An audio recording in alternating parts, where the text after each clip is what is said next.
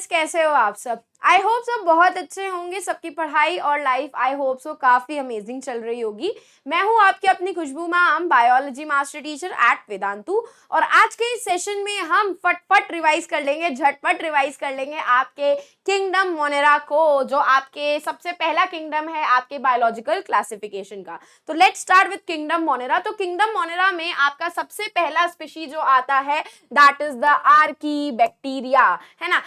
मतलब पहले मैं आपको कैरेक्टरिस्टिक्स बता देती हूँ। तो किंगडम मोनेरा जो होते हैं उनके सोल मेंबर्स जो होते हैं they are bacteria.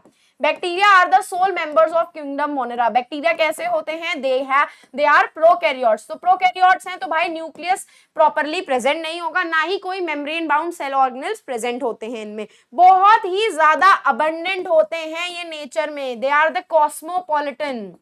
They are cosmopolitan, मतलब आप जहां देखोगे आपको वहां पे बैक्टीरिया मिल जाएंगे। अगर मैं कहूं इस पेन की टिप पे, मेरे सर के ऊपर, मेरे फेस के ऊपर, मेरी बॉडी के ऊपर, इस इन्वायरमेंट में हर जगह आपको बैक्टीरिया मिल जाएंगे। They are very ubiquitous in nature. And even अगर मैं कहूं कि ये लिविंग ऑर्गेनिज्म के अंदर प्रेजेंट होते हैं, बॉडी के इनसाइड में, तो हाँ ये प्रेजेंट होते हैं। अगर मैं कहूं ये बॉडी के बाहर प्रेजेंट होते हैं, तो हाँ प्रेजेंट होते हैं। Even they are present in most extreme temperature, जहां पे हम इंसान नहीं जा सकते, जैसे कि दलदली सॉल्टी एरियाज में, मार्शी एरियाज में, या फिर आप कह लो स्नो के अंदर, डेजर्ट के अंदर, हॉट स्प्रिंग्स के अंदर, आपके हर जगह पे, हर एक एक्सट्रीम कंडीशन में आपको बैक्टीरिया मिल जाएंगे। ये इतने ज्यादा यूबिक्विटस और आपके कॉस्मोपॉलिटन्स होते हैं। तो अगर मैं बात करूं किंगडम मोनेरा की, तो किंगडम मोनेरा में सबसे पहली बैक्टीरिया जो आती है that is the Archie bacteria. और ये आर्की बैक्टीरिया आपकी मोस्ट कॉमन कहां पे मिलती है? हार्श हैबिटेट्स में, जैसे कि सॉल्टी एरियाज में, हॉट स्प्रिंग्स में, या फिर आपके मार्शी एरियाज में, जो दलदली इलाका होता है। और ऐसा क्या खास बात होती है जिसकी वजह से आपकी आर्की बैक्टीरिया इतने एक्सट्रीम कंडीशन में सर्वाइव कर पाती है? तो ये आर्की बैक्टीरिया जो होती हैं, इनके जो सेल वॉल होती है, इनकी जो सेल वॉल होती है, या फिर मैं कहूं इनकी सेल मेम्ब्रेन जो होती है, इनके पास ब्रांच्ड मोनोलिपिड्स प्रेजेंट होते हैं। अगर आप नॉर्मल बैक्टीरिया में देखोगे तो उनके पास ब्रांच्ड मोनोलिपिड्स की प्रेजेंस नहीं होती है।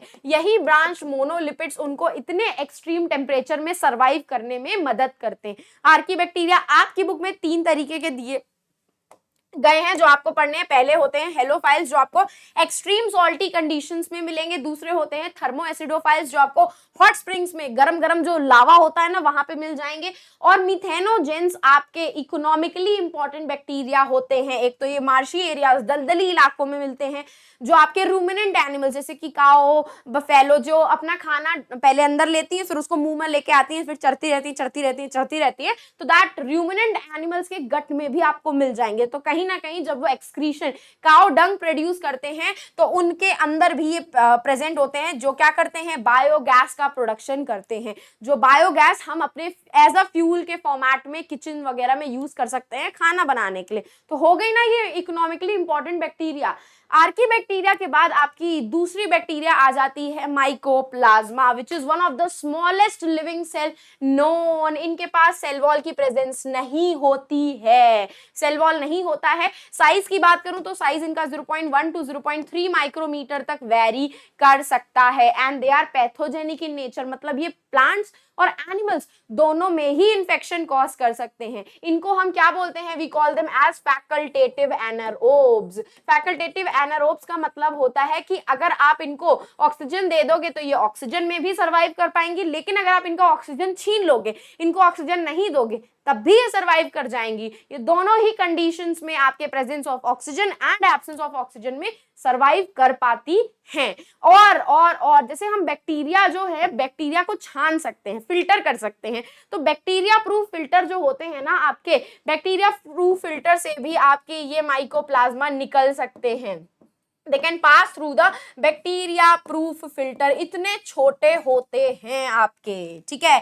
नेक्स्ट कैटेगरी जो आपको किंगडम मोनेरा में पढ़ने के लिए मिलेगी that is the you bacteria, और उसके साथ साथ साइनो बैक्टीरिया। मतलब आपकी आर्की बैक्टीरिया अलग पढ़ने के लिए मिलेगी, यू बैक्टीरिया में आपको माइकोप्लाज्मा पढ़ने के लिए मिलेगा, ब्लू ग्रीन एल्गी पढ़ने के लिए मिलेगी, और आपको यू बैक्टीरिया पढ़ने के लिए मिलेंगे। तो साइनो बैक्टीरिया जो होते हैं इनको हम कहते हैं blue green algae. We call them as blue green algae. क्यों भैया, इनके पास ऐसा क्या प्रेजेंट होता है जो हम इनको एल्गी जैसा बोलते हैं, ब्लू ग्रीन एल्गी बोलते हैं? इनके पास प्रेजेंट होते हैं क्लोरोफिल ए, जो इनको क्या करते हैं, फोटोसिंथेसिस करने में मदद करते हैं। और आपका एक नीट का पीवाईक्यू आ चुका है कि कौन से ऐसे ऑर्गेनिज्म थे जिन्होंने अर्थ के ऊपर सबसे पहली बार ऑक्सीजेनिक फोटोसिंथेसिस करी थी। ऑक्सीजेनिक फोटोसिंथेसिस का मतलब होता है कि ये पानी को तोड़ रहे हैं, ऑक्सीजेनिक पानी को तोड़ करके ऑक्सीजन प्रोड्यूस कर रहे हैं। तो they are the first one to do oxygenic photosynthesis. इन्होंने पानी का ब्रेकडाउन सबसे पहली बार किया था। एंड ये आपके यूनिसेलर होते हैं, लेकिन कभी कभी आपको ये कॉलोनी के फॉर्म में या फिलामेंटस फॉर्म में मिल जाएंगे।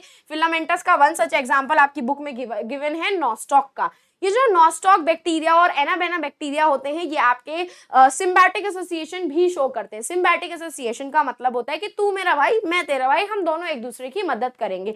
जिसमें से पहला होता है एनाबेना। एनाबेना क्या है, आपकी ब्लू ग्रीन एल्गी है, ये शो करती है सिम्बायोटिक एसोसिएशन एजोला के साथ। और यही एनाबेना आपकी एक और सिम्बायोटिक रिलेशनशिप शो करती है साइकस के साथ। किसके साथ? साइकस के साथ, जो कि आपका एक जिम्नोस्पर्म है। तो इनसे फायदा क्या मिलता है, इस सिम्बायोटिक एसोसिएशन से एनाबेना जो होती है प्लांट को नाइट्रोजन फिक्सेशन में मदद करती है। क्या करती है? नाइट्रोजन, एटमॉस्फेरिक नाइट्रोजन को फिक्स करके देती है। और इस एटमॉस्फेरिक नाइट्रोजन को फिक्स करने के लिए इनके पास एक स्पेशलाइज्ड सेल्स की प्रेजेंस होती है, जिसको हम कहते हैं हेटेरोसिस्ट। क्यों? क्योंकि इनके बाकी सारे सेल्स जो हैं वो तो ऑक्सीजनिक फोटोसिंथेसिस कर रहे हैं, मतलब वहां पे ऑक्सीजन की प्रेजेंस होगी। और जिन सेल्स के अंदर ऑक्सीजन की प्रेजेंस होती है वो नाइट्रोजन फिक्सेशन नहीं कर सकते हैं। तो इनके पास अलग से एक सेल प्रेजेंट होता है जिसको हम हेटेरोसिस्ट बोलते हैं। ये हेटेरोसिस्ट जो होता है आपका, इसके पास थिक वॉल होती है, तो ऑक्सीजन आपकी बाहर से भी अंदर नहीं आ सकती है। और इस सेल के अंदर भी आपका किसकी प्रेजेंस नहीं होती? PS2 की प्रेजेंस नहीं होती है, जो फोटोसिंथेसिस में एक्चुअली हेल्प करता है। तो ना अंदर से ऑक्सीजन बन रहा है, ना बाहर से ऑक्सीजन नहीं बन रहा है। और जब ऑक्सीजन नहीं प्रेजेंट होता है तब आपका कौन सा एंजाइम? नाइट्रोजनेज एंजाइम काम कर पाता है ठीक से, क्योंकि ये नाइट्रोजनेज एंजाइम को ऑक्सीजन भाती नहीं है, पसंद नहीं आती। तो अब भाई इन हेटेरोसिस्ट के पास क्या होती है? नाइट्रोजनेज एंजाइम की प्रेजेंस होती है। तो ये क्या करते हैं? नाइट्रोजन फिक्सेशन में मदद करते हैं। उसका एग्जांपल एक आपका यहाँ पे नॉस्टॉक और दूसरा आपका एनाबेना होती है। इस हेटेरोसिस्ट के ऊपर क्वेश्चन आपके नीट में पूछा जा चुका है, ठीक है। नेक्स्ट आते हैं हम यू बैक्टीरिया के ऊपर। यू बैक्टीरिया होती तो आपकी बड़ी ही सिंपल है, ठीक है, लेकिन आपको कॉम्प्लेक्स मेटाबॉलिक डाइवर्सिटी मिल जाएगी यहाँ पे। और ये आपकी ट्रू बैक्टीरिया होती है, मतलब यहाँ पे आपको रिजिड सेल वॉल भी मिल जाएगी और फ्लैजेला भी मिल जाएगा, जो इनको मोटिलिटी प्रोवाइड करता है। सेल वॉल की बात करें तो किसकी सेल वॉल होती है? पेप्टिडोग्लाइकन की सेल वॉल इनके अंदर प्रेजेंट होती है। और अगर मैं इनके शेप की बात करूं तो 4 तरीके के शेप आपको पढ़ने हैं। एक होते हैं कोकाई, जो कि आपके स्फेरिकल शेप्ड होते हैं। एक होते हैं बेसिलाई, जो कि रॉड शेप्ड बैक्टीरिया होते हैं। और बेसिलाई के अंदर आपके एंडोस्पोर की फॉर्मेशन होती है, जो एंडोस्पोर आपके किसी और बैक्टीरिया में नहीं बनते हैं। तीसरे होते हैं स्पाइरलम, एकदम स्पाइरल शेप्ड होते हैं। और लास्ट होते हैं vibrio, that is the comma shaped bacteria. ये देखो बने हैं विब्रियो कॉमा शेप्ड। स्पाइरलो में से स्पाइरल शेप्ड होते हैं, जिसके पास फ्लैजिला की प्रेजेंस होती है मोटिलिटी के लिए। बेसिलाई के पास एंडोस्पोर्म की प्रेजेंस होती है, एंडोस्पोर और कहीं भी नहीं होता। और कोकाई आपकी स्फेरिकल शेप्ड होती है, ठीक है। और अगर मैं बात करूं इनके मोड ऑफ न्यूट्रिशन की, तो ये ऑटोट्रॉफिक मोड ऑफ न्यूट्रिशन और हेटेरोट्रॉफिक दोनों फॉलो करते हैं। ऑटोट्रॉफिक में आपको 2 देखने के लिए मिल जाएंगे, एक होता है फोटो ऑटोट्रॉपिक और एक होता है कीमो ऑटोट्रॉपिक। फोटो ऑटोट्रॉपिक का मतलब वो फोटोसिंथेसिस कर रहे हैं, किसकी प्रेजेंस में? सनलाइट की प्रेजेंस में। तो इनके पास क्या प्रेजेंट होता है? पिगमेंट की प्रेजेंस होती है, क्योंकि कौन सा पिगमेंट? क्लोरोफिल ए, अभी बताया था। तो ये सनलाइट की प्रेजेंस में फोटोसिंथेसिस करते हैं। इनमें से एक आपके होते हैं जो ऑक्सीजनिक फोटोसिंथेसिस करते हैं, मतलब पानी का ब्रेक डाउन कर रहे हैं, जैसे कि आपकी ब्लू ग्रीन एल्गी। लेकिन कुछ बहुत बैक्टीरिया ऐसे भी होते हैं जो एनऑक्सीजनिक फोटोसिंथेसिस करते हैं, मतलब वो ऑक्सीजन का ब्रेक डाउन, मतलब पानी का ब्रेक डाउन नहीं करते। वो होते हैं आपके purple sulphur bacteria, PSB and GSB, green sulphur bacteria. इनके पास गैस वैक्यूल्स की प्रेजेंस होती है, जो इनको हल्का बनाते हैं, लाइट वेट बनाते हैं। दूसरा होता है इनमें कीमो ऑटोट्रॉपिज्म। कीमो ऑटोट्रॉपिज्म, यहाँ पे ये लोग फोटोसिंथेसिस नहीं करते हैं, खाना बनाते हैं अपना, लेकिन ऑक्सीडेशन रिएक्शन करके। तो ये सबस्ट्रेट्स का ऑक्सीडेशन रिएक्शन करते हैं, केमिकल्स को ऑक्सीडाइज करते हैं, उन्हीं केमिकल्स में से एनर्जी रिलीज होती है और यही एनर्जी का यूज करके क्या करते हैं, एटीपी का फॉर्मेशन करते हैं, जैसे कि NH3 माइनस आपका NO2 माइनस में कन्वर्ट हो रहा है। तो ये आपके जो नाइट्रीफाइंग बैक्टीरिया जो नाइट्रोजन साइकिल में आपको पढ़ने के लिए मिलते हैं, नाइट्रोकोकस, नाइट्रोसोमनास, नाइट्रोबैक्टर, ये आपके कीमो ऑटोट्रॉफिक बैक्टीरिया होते हैं जो आपके ऑक्सीडेशन रिएक्शन करके एनर्जी बनाते हैं और उसी एनर्जी से वो एटीपी का फॉर्मेशन करते हैं। इनको हम कहते हैं नाइट्रीफाइंग बैक्टीरिया। ठीक है, उसके बाद आपको पढ़ने के लिए मिलेगा इनमें हेटेरोट्रॉफ, मतलब हेटेरोट्रॉफिक मोड ऑफ न्यूट्रिशन। ये 3 तरीके का होता है हेटेरोट्रॉफिक। एक होता है सिम्बायोटिक, जो आपका एटमॉस्फेरिक नाइट्रोजन को फिक्स करने में मदद करते हैं, जैसे कि राइजोबियम, ये रूट्स ऑफ लेगुमिनस प्लांट्स के साथ सिम्बायोटिक रिलेशनशिप शो करता है। फ्रैंकिया पढ़ने के लिए मिलेगा, जो roots of non leguminous plants के साथ सिम्बायोटिक एसोसिएशन शो करता है। और आपको पढ़ेगा एजोटोबैक्टर, एजोस्पाइरलम, रोडोस्पाइरलम। ठीक है, कुछ बहुत पैरासिटिक होते हैं जो आपको इन्फेक्शन कॉज करते हैं, जैसे कि टेटनस इन्फेक्शन, क्लोस्ट्रीडियम टेटनाई कॉज करती है, कॉलेरा या आपको विब्रियो कॉलेरा कॉज करता है, डिप्थीरिया कॉर्नीबैक्टीरियम डिप्थीरी कॉज करती है, मेनिंजाइटिस नाइजीरिया मेनिंजाइटिस कॉज करती है बैक्टीरिया। स्पोरोफिटिक होते हैं और स्पोरोफिटिक बोल रहे हैं, सैप्रोफिटिक होते हैं और मोस्टली आपके सैप्रोफिटिक ही होते हैं। ठीक है, तो ये सारे न्यूट्रिशन आपको वैरायटी ऑफ न्यूट्रिशन देखने के लिए मिल सकते हैं किंगडम मोनेरा में। और इतनी डाइवर्स न्यूट्रिशनल डाइवर्सिटी, मतलब इतनी न्यूट्रिशनल डाइवर्सिटी आपको सिर्फ मोनेरा में देखने के लिए मिलेगी और कहीं देखने के लिए नहीं मिलेगी। लास्ट में हम बात करते हैं इनके रिप्रोडक्शन की। तो बैक्टीरिया ना आपका 2 तरीके से रिप्रोड्यूस कर सकता है।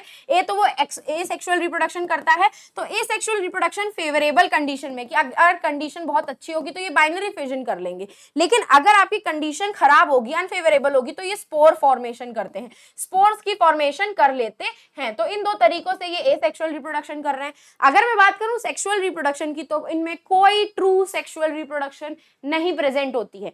ट्रू सेक्सुअल रिप्रोडक्शन का मतलब होता है कि इनमें कोई मेल और फीमेल गैमीट नहीं बनते हैं जिसका फ्यूजन होता है। ठीक है, लेकिन आपकी ये जेनेटिक डाइवर्सिटी जरूर शो करते हैं। आपकी बैक्टीरिया में म्यूटेशन जरूर होता है।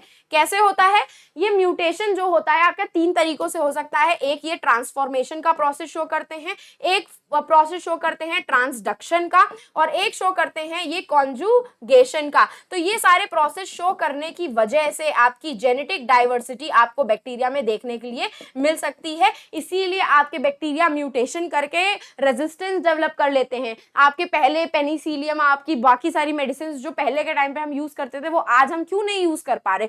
क्योंकि अब बैक्टीरिया ने उन मेडिसिन के अगेंस्ट में रेजिस्टेंस डेवलप कर लिया है, जिसकी वजह से वो ये मेडिसिन उनके ऊपर काम नहीं करती। कैसे डेवलप किया? इन 3 प्रोसेस के थ्रू। ठीक है, तो अगली बार आपसे कोई पूछे कि सेक्सुअल रिप्रोडक्शन तो नहीं करते हैं, फिर उनके अंदर म्यूटेशन कैसी होती है, तो इन 3 प्रोसेस से उनके अंदर म्यूटेशन देखने के लिए मिलती है।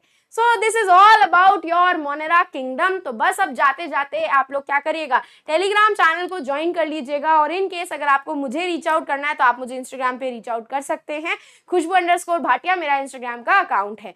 तो अब हम फिर मिलेंगे चलते चलते ऐसे ही नेक्स्ट अमेजिंग सेशन में। तो bye guys and take care.